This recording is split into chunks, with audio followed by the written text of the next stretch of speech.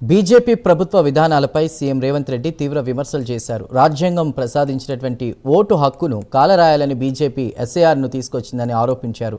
రాజ్యాంగంపై దాడి జరుగుతోందని, దీనిపై మనమంతా ప్రజల్లో చైతన్యం కలిగించాలని సీఎం రేవంత్ రెడ్డి అన్నారు. ప్రయత్నం చేస్తున్నారు. ఈనాడు మోడీ లాంటి వాళ్ళు వన్ నేషన్ వన్ ఎలక్షన్ అంటున్నారు. ఇది వన్ నేషన్ వన్ ఎలక్షన్ కాదు, వన్ పర్సన్ వన్ పార్టీ అనే విధానాన్ని తీసుకురావాలని ఈరోజు దేశంలో ప్రయత్నం చేస్తున్నారు.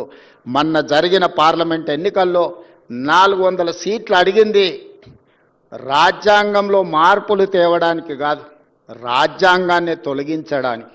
రాజ్యాంగంలో మార్పులు తేవడానికి సింపుల్ మెజారిటీ చాలు. 123 సార్లు ప్రజల అవసరాల కోసం మనం రాజ్యాంగాన్ని సవరించుకున్నాం.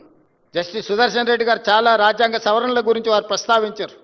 డాక్టర్ బాబాసాహెబ్ అంబేద్కర్ గారు రాజ్యాంగంలోనే ప్రొవిజన్ ఇచ్చిండు. ప్రజలకు అవసరమైనప్పుడు ప్రజలకు అనుకూలంగా రాజ్యాంగాన్ని సవరించుకొని ఒక మంచి పరిపాలన అందించడానికి వారు రాసిన రాజ్యాంగంలోనే వారు అవకాశాన్ని ఇచ్చింది.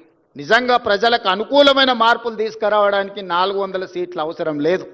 రాజ్యాంగాన్ని రద్దు చేయాలన్న దుర్మార్గమైన ఆలోచనతో 400 సీట్లు అడిగితే ప్రజలు సింపుల్ మెజారిటీ కూడా ఇవ్వకుండా ప్రజలు తెలివిగా వ్యవహరించి ఆ పార్టీని నియంత్రించిండ్రు.